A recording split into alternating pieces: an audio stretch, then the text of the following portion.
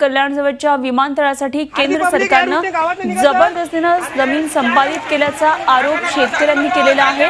सरकारच्या जमिनी संपादनाविरोधात केलेल्या आंदोलनाला आज सकाळी हिंसक वळण लागले। आंदोलकांनी केलेल्या दगडफेकीमध्ये पोलीस अधिकारी आणि कर्मचारी जखमी झाले। संतप्त आंदोलकांनी पोलिसांच्या गाड्यांचीही जाळपोळ केली।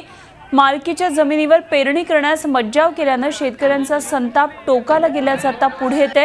या आंदोलनादरम्यान शेतकऱ्यांनी कल्याण मलंगड रस्त्यावर टायर जाळून वाहतूक बंद पाडली।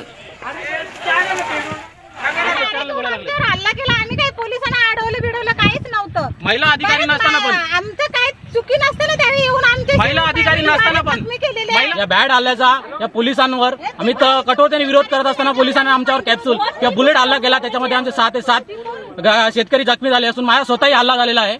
आणि सगळ्या पोलिसांनी लेडीज व महिला पोलीस कर्मचारी नसताना महिलांवर लाठीचार्ज केला असून महिला जखमी झालेल्या असतात। याचा आम्ही या बॅड हल्ल्याचा आम्ही पूर्णपणे विरोध करून पोलिसांना याचं चोख उत्तर द्यावं लागेल।